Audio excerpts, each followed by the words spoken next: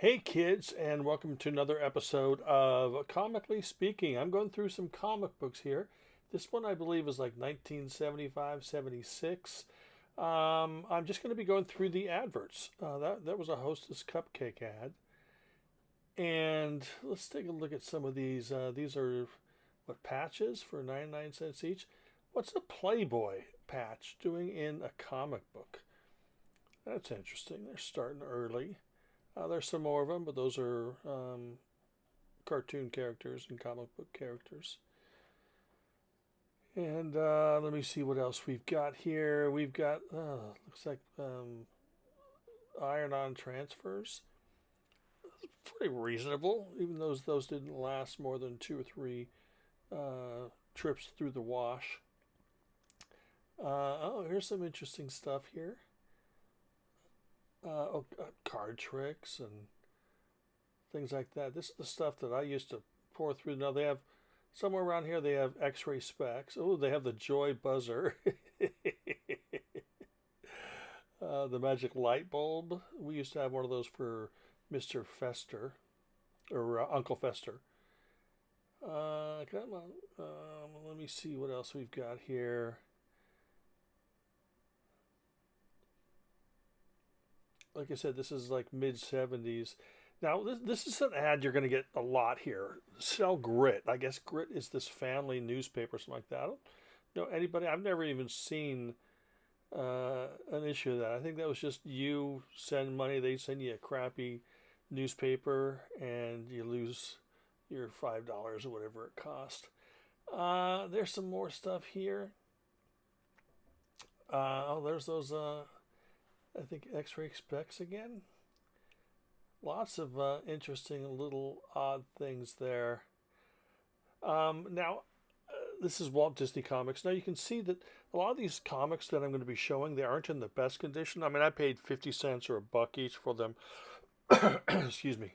I got them just for the coolness. Ooh, not X-ray specs. They got X-ray gogs. And there's the monster-sized monsters for $1.99.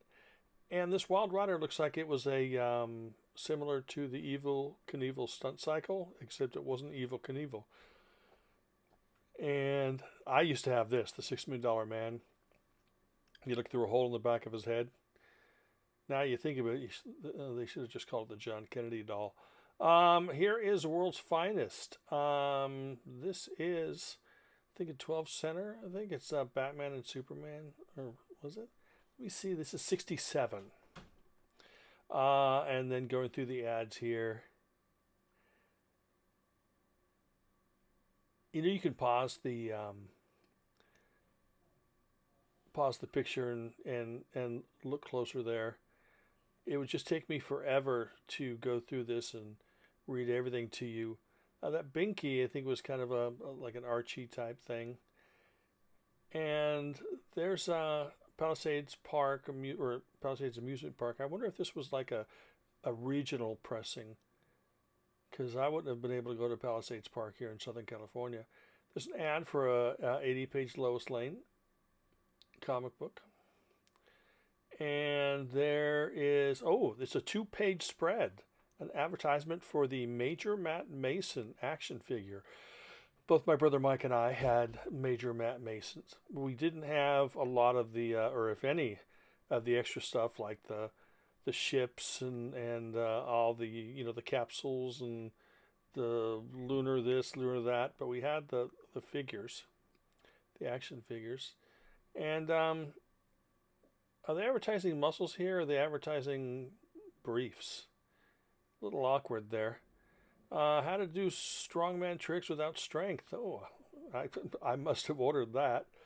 Let me see here. Oh, look at all this great stuff. All these prizes. Wow, you can buy a gun, a guitar, a car.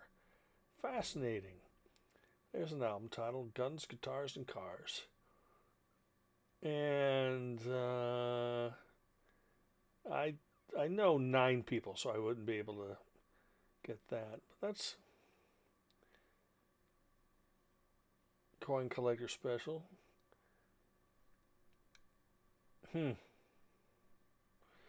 And then there's a model, I think, a model kit for $1 or a hobby kit. They make you think it's like super cool, but it's obviously not. And this is a Woody Woodpecker from 1960, I believe it is. And strangely enough, now this does have this ad for some kind of fudge that I've never heard of. It's like Yum-a-num or something like that. Let me see at the bottom here. Fudgies, Yum-a-num. I don't know. And this comic book had no ads apart from that. Oh, and then this advertising the something about Dell Comics. But that was interesting. Oh, and this ad for 7-Up as well. Delicious 7-Up. Okay, this was, well, this has a problematic character in it. This is from 1944. And apart from this ad right here, I didn't flip through it here because, like I said, problematic character. There was no ads except for that ad on the back from 1944. Now, this is, I don't know if it's Carlton or Charlton because I've heard people say both. But this is a horror magazine. Let's take a look at the ads. This is from, I don't know, 72 or something like that. I think so. Let me see what they've got here. It's interesting. I guess they think that kids reading comic books are going to buy wedding rings. Amazing Home Theater. That sort of freaks me out a little bit from 53 years ago. Field glasses. I'm in the home theater. I didn't think that they would even have anything remotely close to that at that point. Here's some other stuff. In one of these magazines, I think there's those monster-sized monsters again. They're $1. I thought it was $1.99. I guess I didn't pay attention. There's one of these things. Oh, there's Grit. Does anybody out there have that Grit? I want to read that. Giant life-size moon monster. I want that. And there's some more. Do they have any Playboy or anything like weed or anything like that they're trying to sell kids? Oh, this looks interesting. It's a haunting. It's a horror sound effects record. Can't really tell what it is, but I would love to know if anybody has a horror record that they got through a comic book. And there's advertising other comics. This is interesting. Again, I mean, are the kids going to give that to their mom? Hey, Mom, you need to go on a crash diet. Because it's advertising to women, of course, and that's sexist, of course. And there's your toy soldiers there. And there's a batting practice machine. I wonder just how crappy all this stuff was. If there's anybody out there who bought this stuff, please write in the comments below. I'd love to know just how crappy this stuff was. Now, here is a Christian comic book. I tried to find the year of this, but I couldn't find anything. So the advertising is like advertising for other comics in the series. And I guess that's another or books or comics, whatever. And otherwise, that's it. They advertise this particular person's books, the guy who the story's based on. And this person here. And that's it with that. And I know you've all been waiting for this final one. I know I have, just to feature it. Where Creatures Roam. This is the episode featuring Thorg. I love this art. Just look at that. This is Thorg, the monster who waited 1,000,000 years to destroy the world.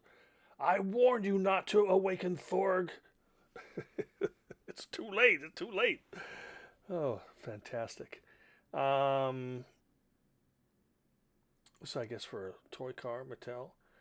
There's Thorg. And there's some stuff there. You can buy this Marvel Mania magazine.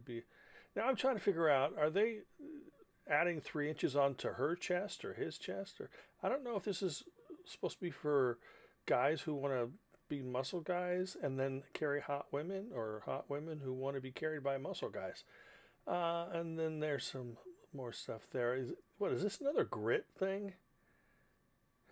Good Lord. Oh, there's life size or monster size monsters. I don't know.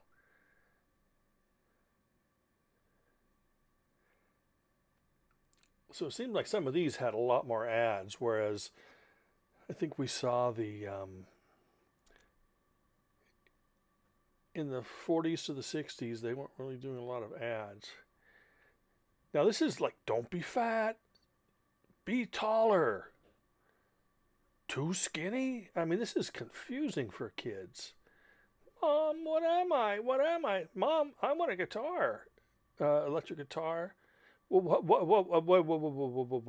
go back, go back. Pet seahorse sale. So they're like overstocked on seahorses. Wow. Oh, there's those monster-sized monsters again. Anybody? Oh, see these this poems thing here. This your poem set to music. I actually have a couple CDs where they have compiled some of those original recordings. I forgot what they're called. It came out on Barnone. I have a Christmas one and a regular one, and they're fascinating. Send your lyrics or poetry and money, and then they put it to song. Anyway, that's it for this episode of Comically Speaking. We'll see you later.